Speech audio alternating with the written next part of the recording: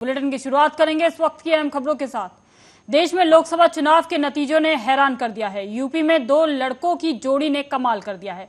लोकसभा चुनाव में समीकरण ऐसे बने कि अब बीजेपी की जीत की नैया नीतीश बाबू और चंद्रबाबू पर आकर अटक गई है। 400 पार का दावा करने वाले बीजेपी 250 भी पार नहीं कर पाई और अब गठबंधन की सरकार बनाने को मजबूर है। देखिए एक खास रिपोर्ट।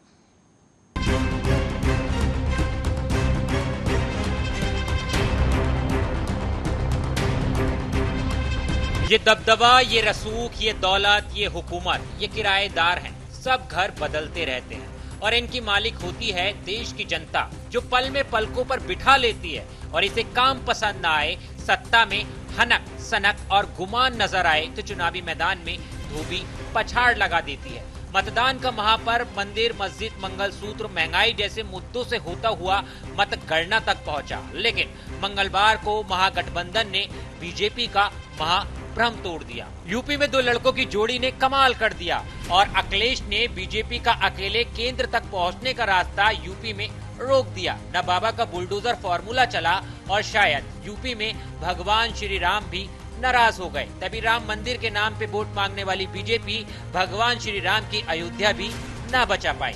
चुनावी नतीजों में एनडीए ने बहुमत का आंकड़ा तो पार कर लिया, लेकिन बीजेपी 240 सीटें ही जीत सकी। सत्तारूढ़ एनडीए ने 291 तो विपक्षी इंडिया ब्लॉक ने 234 सीटें जीती। इस बार सबसे बड़ा नुकसान एनडीए को हुआ। साल 2019 के चुनाव में एनडीए 350 के पार चला गया था, लेकिन इस बार 300 सीट भी नहीं जीत सका। विपक्ष का एकजुट होना उसके लिए फायदेमंद साबित हुआ। प्रधानमंत्री नरेंद्र मोदी लगातार तीसरी बार वाराणसी से चुनाव जीते। हालांकि साल 2014 और साल 2019 की तुलना में साल 2024 में उनकी जीत सबसे छोटी रही। बीते दो चुनावों में तीसरे नंबर पर रहे। कांग्रेस के अजय राय ने इस बार अच्छा प्रदर्शन किया। पीएम मोदी ने ये चुनाव 1.52 लाख वोटों के अंतर से जीता, जबकि पिछली बार उनकी जीत का अंतर 4.79 लाख वोटों का रहा था। देश के पहले प्रधानमंत्री जवाहरलाल नेहरू के बाद मोदी दूसरे ऐसे प्रधानमंत्री हैं जो लगातार तीसरी बार सत्ता में आए हैं, लेकिन सत्ता में आने का मजा इस बार इंडिया गठबंधन ने किरकिरा कर दिया, क्योंकि बाजी अब पलट भी सकती है और बीजेपी को सत्ता में आना है तो अब नीतीश कुमार और चंद्रचूड़ नायडू के सहारे ही बीजेपी सत्ता में रह सकती है। बीजेपी को 240 सीटें मिली हैं। सरकार बनाने के लिए 272 के आंकड़े चाहिए। एनडीए गठबंधन के खाते में करीब 292 सीटें आई हैं और विपक्षी इंडिया गठबंधन को 234 सीटें मिली हैं। इंडिया गठबंधन के सूत्रधार रहे जेडीयू अध्यक्ष और बिहार के मुख्यमंत्री नीतीश कुमार ने बीती जनवरी में ही पाला बदल लिया था और एनडीए में शामिल हो गए थे। बिहार में एनडीए के साथ सरकार बनाई और लोकसभा चुनाव भी इसी गठबंधन से लड़ा था। जेडीयू ने उम्मीद से अच्छा प्रदर्शन करते हुए बिहार में 12 सीटों पर जीत दर्ज की। बीजेपी के भी खाते में 12 सीटें आई। एलजेपी रामविलास को 5 और जीतन राम मांझी की पार्टी को 1 सीट मिली, यानी एनडीए को कुल 30 सीटें मिली। 1 सीट निर्दलीय पप्पू यादव को पूर्णिया में जीत हासिल हुई। वहीं आंध्र प्रदेश के पूर्व मुख्यमंत्री चंद्रबाबू नायडू की तेलुगु देशम पार्टी को 16 सीटें मिली हैं। यहाँ आम चुनावों के साथ विधानसभा चुनाव भी हुए थे, जिसमें टीडीपी ने 175 सदस्यों वाली विधानसभा में 135 सीटें जीतकर भारी बहुमत हासिल किया है। टीडीपी भी एनडीए में शामिल है। अब दिलचस्प ये है कि नीतीश कुमार और चंद्रबाबू नायडू दोनों ही कुछ समय पहले तक केंद्र की मोदी सरकार के खिलाफ मोर्चा खोले हुए थे और इसीलिए अब एनडीए गठबंधन में उनकी हैसियत बहुत अहम किरदार वाली हो गई है। सरकार बनाने के लिए मोदी और बीजेपी के सामने अब इन पुराने सहयोगियों के साथ तालमेल बिठाने की जरूरत पड़ेगी और ऐसा ही करना बीजेपी को बचा सकता है, क्योंकि 234 सीटें पाने वाला इंडिया गठबंधन भी जोड़ तोड़ करके अब नीतीश कुमार और चंद्रबाबू नायडू को अपने पाले में लाना चाहता है और नीतीश कुमार को उप प्रधानमंत्री बनने का ऑफर भी दे चुका है।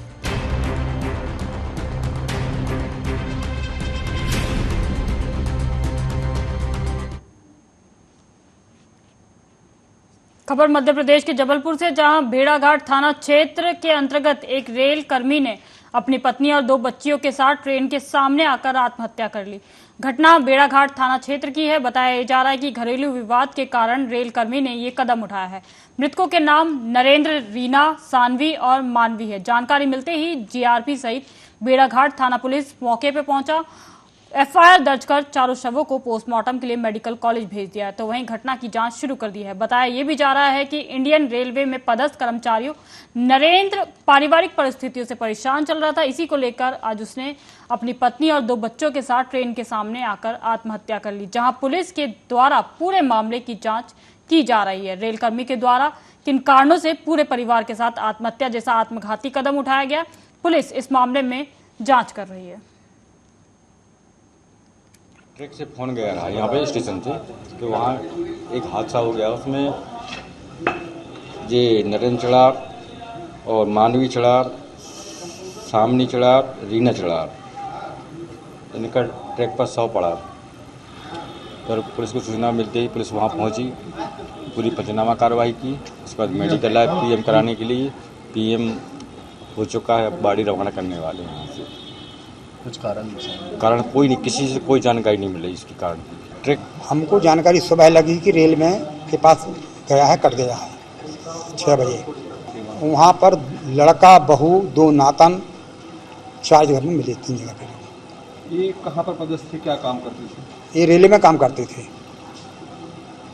कुछ क्या वजह रही है, कुछ जानकारी? इसकी कोई जानकारी नहीं। क्यों परसों गाँव का अच्छा गया था नारायण, बातचीत हुई रहा दिन भर, शाम को आ गया। खबर यूपी के बिजनौर से है, जहां मामूली कहासुनी के कारण गोलियां चल गई। एक दिन पहले ही बच्चों में विवाद हुआ था, जिसमें गोली चलने से हड़कंप मच गया। घटना में गोली चलने से 4 लोग मामूली रूप से घायल हुए हैं। साथ ही मौके पर पहुंची पुलिस जांच में जुट गई है। जानकारी के मुताबिक पूरा मामला बिजनौर के रामलीला काशीराम कॉलोनी का है।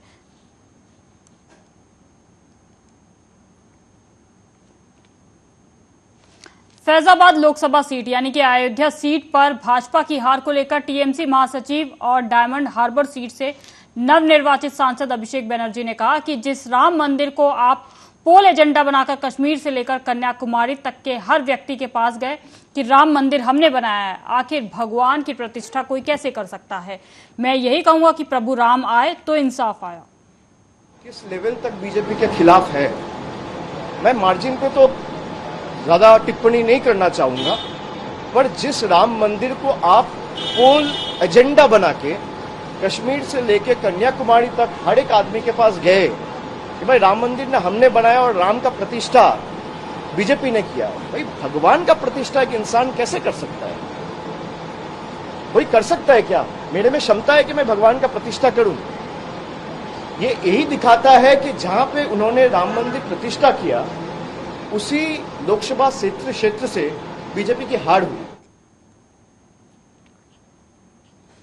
लोकसभा चुनाव 2024 में बीजेपी कैंडिडेट मनोज तिवारी को उत्तर पूर्वी दिल्ली सीट से जीत हासिल हुई। उन्होंने कन्हैया कुमार को 1,38,778 वोटों से हराया। इस जीत से मनोज तिवारी काफी खुश है। उन्होंने सोशल मीडिया पे जश्न का वीडियो शेयर किया है। वहीं उत्तर पूर्वी दिल्ली लोकसभा सीट से नवनिर्वाचित बीजेपी सांसद मनोज तिवारी ने पंचायत 3 को लेकर गाना गुनगुनाया कि ए ललना ए करे तरहल हा जरूरत मुहूरत बड़ी सूरत हो। ए ललना हमरा बुझाता बबुआ सीएम होई है, ओ करो ऊपर पीएम होई है। अब ये मुझे क्या पता था, ये शब्द इतने लोगों को खुशियां देने वाले हैं। कभी कभी प्रकृति भी कुछ करा लेती है। अनुराग सैकिया, असम का लड़का जिसने ये हिंद के सितारा ए ललना हिंद के सितारा ऊ तसीम होई है, ओ करो ऊपर पीएम होई है हो। कि नई दिल्ली से बीजेपी की विजयी उम्मीदवार बांसुरी स्वराज ने कहा कि मेरी जिम्मेदारी इसलिए नहीं बढ़ी कि मेरी मां जनप्रतिनिधि थी, बल्कि इसलिए बढ़ी क्योंकि मैं पीएम मोदी का सिपाही हूं। जिन लोगों ने मुझ पर विश्वास किया है, मैं कभी निराश नहीं करूंगी उन्हें। दिल्ली की जनता का वोट अरविंद केजरीवाल द्वारा दिए गए एक एक चोट का जवाब है। सामने तो अब जिम्मेदारी कुछ ज्यादा बड़ी हो गई है, क्या कहना है? जी, मेरी जो जिम्मेदारी बढ़ी है ये इसके कारण नहीं है क्योंकि मेरी माता जनप्रतिनिधि थी, ये इसलिए है क्योंकि मैं नरेंद्र मोदी की सिपाही हूँ, क्योंकि मैं भाजपा की कर्मठ कार्यकर्ता हूँ, क्योंकि नई दिल्ली संसदीय क्षेत्र से देवतुल्य मतदाता ने भाजपा का चयन करा है और इस विश्वास को मैं कभी निराश नहीं होने दूंगी। देखिए, मैं कहूंगी कि किसी प्रकार की चुनौती नहीं, ये मैं चुनाव प्रचार में भी कह रही थी कि माननीय मुख्यमंत्री अरविंद केजरीवाल जी 2014 में भी प्रचार में थे, 2019 में भी प्रचार में थे, इस बार 2024 में भी प्रचार करते। लेकिन मुझे लगता है दिल्ली की जनता का वोट उनके करी हुई एक एक चोट का जवाब है और दिल्ली का ये जो जनादेश आया है इस सिर माथे। मध्य प्रदेश में बीजेपी ने छिंदवाड़ा सीट जीतकर कांग्रेस का प्रदेश में सुपड़ा साफ कर दिया है। इस ऐतिहासिक जीत के बाद पूर्व मुख्यमंत्री शिवराज सिंह चौहान मुख्यमंत्री डॉक्टर मोहन यादव से मुलाकात करने के लिए पहुंचे। मुख्यमंत्री निवास में दोनों नेताओं ने प्रदेश में भाजपा की जीत पर एक दूसरे को मिठाई खिलाकर बधाई दी। भारतीय जनता पार्टी ने प्रदेश में क्लीन स्वीप के साथ ही वोट शेयर का रिकॉर्ड भी बनाया है। इस जीत का श्रेय भाजपा के प्रदेश में बूथ प्रबंधन के साथ ही कार्यकर्ताओं के अथक परिश्रम को भी दिया गया है। भाजपा का प्रदेश में वोट शेयर 58% से बढ़कर 59.27% हो गया है। वहीं कांग्रेस का वोट शेयर पिछली बार के मुकाबले 34.50% से घटकर 32.44% रह गया है।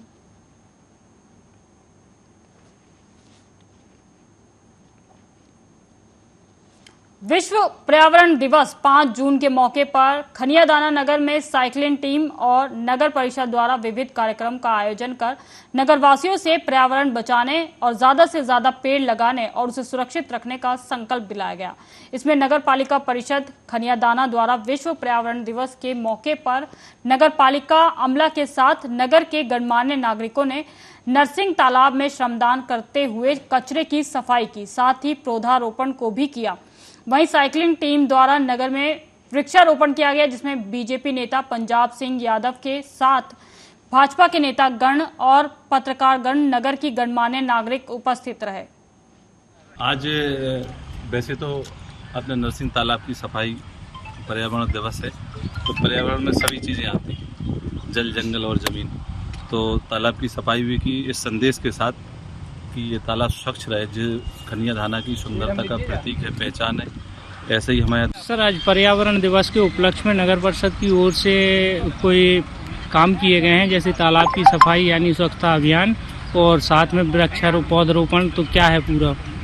शासन के आदेश अनुसार आज तालाब के पास में जो गंदगी वगैरह थी उसको सफाई की है, उसका जीर्णोद्धार सभी नदी नालों और तालाबों को शासन के आदेश अनुसार सबकी मरम्मत, उनका सही ढंग से सुचारू रूप से उनको सही करवाना है। 5 तारीख से लेकर 16 तारीख तक पर रोजाना ये अभियान चलता रहेगा स्वच्छता के प्रति।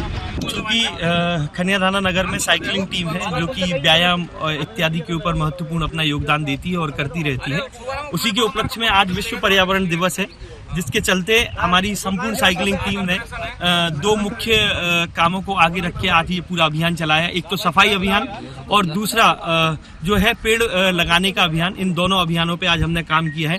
चूंकि विश्व पर्यावरण दिवस है, इसलिए दोनों चीज आवश्यक है कि अगर हम सफाई व्यवस्थित तरीके से रखेंगे तो बहुत सारे जो बीमारियां हैं उनसे हम बचेंगे, और हम पेड़ लगाएंगे तो हमें स्वच्छ वायु और ऑक्सीजन की कमी हमारे शरीर में नहीं रहेगी, जिससे हम और हमारे आने वाली जो पीढ़ियां हैं। पटना साहिब से विजयी बीजेपी उम्मीदवार रविशंकर प्रसाद ने कहा कि पटना साहिब की जनता का धन्यवाद, बहुत बहुत अभिनंदन। उन्होंने आशीर्वाद दिया है प्रधानमंत्री जल्द शपथ लेंगे। उन्होंने आशीर्वाद दिया। मेरी पार्टी, राष्ट्रीय अध्यक्ष, प्रदेश अध्यक्ष, प्रदेश की टीम और हमारे प्रधानमंत्री, गृह मंत्री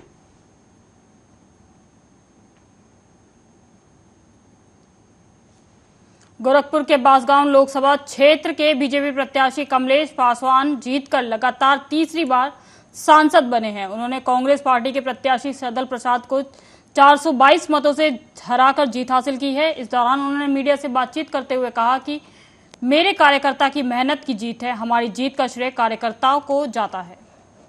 उनके किए हुए कार्यों की जीत है। चूंकि चुनाव बहुत टसिल रहा, कांटे की टक्कर रही शुरू से लेकर आखिरी तक। मैं जनता को भी बहुत बधाई देना चाहता हूं कि उन्होंने लास्ट तक हम लोगों का साथ दिया। मैं आज के इस अवसर पर योगी और मोदी जी को बहुत बहुत बधाई देना चाहता हूँ। मैं एकदम बिल्कुल सही कहूंगा कि जो अफवाह उड़ाए गए कि संविधान खतरे में है, लोगों ने इस पर ध्यान नहीं दिया और हकीकत में भारतीय जनता पार्टी हमारे जैसे एक छोटे कार्यकर्ता को 4-4 बार टिकट देकर सदन में भेजने का कार्य किया। और मैं लगातार मंचों पर ये बताते रहा कि भारतीय जनता पार्टी दलित समाज की हितैषी है, लेकिन जो ट्रेंड देखने को मिला वो यही दिखा कि बसपा चुनाव नहीं लड़ पाई, उसके पास वोट नहीं बचे, वो पूरा वोट जो डाइवर्ट हुआ उसकी वजह से इंडिया गठबंधन। सारणी में पर्यावरण की सुरक्षा में western coal field limited Pathakheda के द्वारा कार्यक्रम आयोजित किया गया। पर्यावरण ही आधार है, जीवन है। पर्यावरण में संतुलन नहीं होगा तो इसके दुष्परिणाम हम मानव को ही भुगतना पड़ेगा, जिसका जीता जागता असर इस साल मई महीने में तापमान लगभग 44 डिग्री के पार देखने को मिला। पृथ्वी को हरा भरा रखने के लिए ज्यादा से ज्यादा पौधों को लगाना बेहद जरूरी है। इस कार्य में कई संस्थाएं और संगठन की भी विशेष भूमिका रहती है, जो लोगों को प्रेरणा प्रदान करती है। इस वर्ष हम पर्यावरण के प्रति जागरूकता फैलाने के लिए हर साल हम लोग 1 जून से 7 जून तक पर्यावरण सप्ताह मनाते हैं। विश्व पर्यावरण दिवस 5 जून को रहता है। उसके उपलक्ष्य में 1 तारीख को हम लोग ने बिहार के पूर्व उप मुख्यमंत्री और राजद नेता तेजस्वी यादव ने कहा कि हम लोगों का प्रदर्शन बहुत बढ़िया रहा है। जिस हिसाब से हमने मुद्दों पर चुनाव लड़ा है वह सभी देख सकते हैं। अयोध्या में राम जी का आशीर्वाद इंडिया गठबंधन को मिला। जो मोदी फैक्टर की बात हो रही थी वो खत्म हो गया। बीजेपी बहुमत से दूर चली गई है। जो सहयोगी हैं अब वह उन पर निर्भर है। हमें खुशी है कि हमारा प्रयास जो था उसमें हम कामयाब रहे। हमारी उम्मीद है कि जो भी नई सरकार बने वह बिहार को विशेष राज्य का दर्जा दिलाए और हमने जो आरक्षण बढ़ाया है उसको शेड्यूल लाइन में किया जाए। और आप जान रहे हैं बिहार से ही चुनाव उठा और जिस हिसाब से हम लोगों ने चुनाव मुद्दों पर लड़ने का काम किया है वो आप सब लोग देख सकते हैं। अब तो अयोध्या में राम जी का आशीर्वाद तो इंडिया गठबंधन को हम लोगों को मिला, तो कहीं भी जो है आप देखिएगा एक चीज़ तो साफ हो गया कि जो मोदी जी की बात करते थे कि मोदी फैक्टर वो खत्म हो गया। भाजपा जो है मेजॉरिटी से दूर चली गई है। जो सहयोगी हैं अब उन पर डिपेंडेंट है और हम लोग तो खुशी है इस बात की कि भाई चलो हम लोग जो संविधान लोकतंत्र रोकने बचाने का जो प्रयास था उसमें हम लोग जो है काफ़ी हद तक कामयाब हुए। अब हमारी यही उम्मीद है कि जो भी नई सरकार बने खास तौर पे बिहार को विशेष राज्य का दर्जा दिलाए और जो हम लोगों ने 75% जो आरक्षण जो बढ़ाया है उसको शेड्यूल 9 में जो है वो किया जाए। आप चाहते हैं कि सरकार इंडिया बनाना चाहिए, प्रयास करना चाहिए? देखिए हमारी सरकार प्रयासरत तो हम लोग रहेंगे। उसमें आपने कहा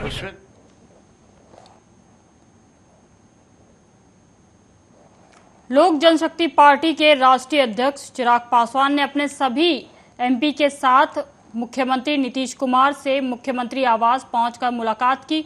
मुलाकात करने के बाद बाहर निकले चिराग पासवान ने कहा कि मैं एनडीए की बैठक में भाग लेने के लिए जा रहा था। हमने मुख्यमंत्री से हमने आशीर्वाद लिया है, मुख्यमंत्री ने हमें आशीर्वाद दिया है। देश को तीसरी बार प्रधानमंत्री नरेंद्र मोदी बनने जा रहे हैं। विपक्ष द्वारा सरकार बनाए जाने की कवायद पे कहा कि ये लोग सत्ता के भूखे हैं और हम लोग बिल्कुल एकजुट हैं और देश में एनडीए की सरकार बनने जा रही है। वहीं देश की सबसे कम उम्र की सांसद बनी शांभवी चौधरी ने जीत के बाद चिराग पासवान का धन्यवाद किया। मुख्यमंत्री नीतीश कुमार से मुलाकात करने के बाद बाहर निकली शांभवी ने कहा कि समस्तीपुर की हर मुद्दों पर और विकास पर काम करूंगी। आज बातचीत नहीं, सिर्फ बधाई देने का दिन था मुख्यमंत्री जी को जिस तरीके से मुख्यमंत्री जी ने हमारे गठबंधन को मजबूती देने का काम किया और एनडीए का बिहार में जो प्रदर्शन रहा है उसका बड़ा श्रेय जहां एक तरफ हमारे प्रधानमंत्री आदरणीय नरेंद्र मोदी जी के नेतृत्व को जाता है, तो वहीं उसका श्रेय मेरे मुख्यमंत्री नीतीश कुमार जी को भी जाता है। अब खबर बिहार के छपरा से, जहां बीजेपी ने जीत की हैट्रिक लगा दी है। छपरा सांसद राजीव प्रताप रूडी ने बहुत क्लोज मार्जिन से लालू की बेटी और राजद प्रत्याशी रोहिणी आचार्य को हराया है। एनडीए की बैठक में राजीव प्रताप रूडी दिल्ली के लिए रवाना हुए। उनके समर्थकों ने ढोल बाजे के साथ उनकी विदाई दी। मीडिया से बातचीत के दौरान राजीव प्रताप रूडी ने कहा कि छपरा का परिणाम अपने आप में एक महत्वपूर्ण परिणाम था। उन्होंने कहा कि मैं आभार व्यक्त करना चाहूंगा सारण की जनता का, बिहार की जनता का और विशेष रूप से एनडीए के कार्यकर्ताओं का, जिन्होंने मिलजुल कर इस अभियान को सफल बनाया और मुझे छपरा को 5 साल सेवा करने का फिर से मौका दिया। सारण का परिणाम अपने आप में एक महत्वपूर्ण परिणाम था और मैं आभार व्यक्त करना चाहूँगा सारण की जनता का, बिहार के लोगों का और विशेष करके सभी कार्यकर्ताओं का, जिन्होंने खास करके एनडीए के कार्यकर्ताओं का, जिन लोगों ने मिलजुल करके इस अभियान को सफल बनाया और मैं छपरा से फिर से 5 साल सेवा करने का हमको मौका मिलेगा। और हम इतना ही कहना चाहेंगे कि कल तक मेरे सामने जो भी प्रत्याशी था, अब मैं छपरा का सांसद हूं और अगले 5 वर्षों तो जिसने मत दिया उसका तो सांसद हुई और जिसने मत नहीं। खबर मध्य प्रदेश के भोपाल से, जहां शहर में नशे के सौदागरों की धरपकड़ जारी है। इस क्रम में क्राइम ब्रांच ने रेलवे स्टेशन से 26 किलो नशीला पदार्थ बरामद किया है। क्राइम ब्रांच ने एनडीपीएस एक्ट के तहत कार्रवाई कर 6 लोगों को गिरफ्तार किया। Crime branch additional DCP Shailendra Singh Chauhan ने बताया कि मुखबिर से मिली सूचना के आधार पर रेलवे स्टेशन प्लेटफॉर्म पर कुछ लोग अवैध नशात गांजा लेकर खड़े थे। मौके पर पहुंची टीम ने हुलिये के आधार पर इनकी घेराबंदी कर पकड़ लिया। उसके पास से मौजूद बैग की तलाशी लेने पर उसमें से 26 किलो गांजा मिला। पुलिस जांच में सामने आया कि गांजा तस्करों में जीजा साले भी शामिल हैं। भोपाल कमिश्नरेट की जो क्राइम ब्रांच है उसके द्वारा लगातार इस साल कई बड़ी मात्रा में मादक पदार्थों की बरामद की गई। इसमें चरस और गांजा प्रमुखता से पकड़ा गया और काफ़ी बड़ी मात्रा में पकड़ा गया, जो खपत से पहले पेडलर्स को सप्लाई चेन से पहले बीच में ब्रेक करते हुए पकड़ा गया। अभी भी लगभग 26 किलो के करीब गांजा पकड़ा। इसमें 6 आरोपी हैं, 2 महिलाएं और 4 पुरुष हैं। ये भोपाल और भोपाल जिले से बाहर के पूरे प्रदेश के आरोपी हैं। बड़ी खासियत है कि इसमें 2 महिलाएं जो पकड़ी गई हैं, एक महिला जो है वो नागपुर में वहाँ पर आरपीएफ में भी इसके खिलाफ मुकदमा है। दूसरी महिला जो नरवदीबाई है उसके 302 का अपराध है, वो वांटेड उसमें है। इसमें एक और आरोपी है जो कि डिफरेंट जगह इसके विशाखापट्टनम में अपराध है, भोपाल में और अन्य जगह भी अपराध है। तो काफ़ी बड़े आपराधिक गिरोह को पकड़ा गया है। भोपाल कमिश्नर। वहीं अभी के इस बुलेटिन में बस इतना ही। देश दुनिया की तमाम खबरों के लिए आप देखते रहें आर्या न्यूज।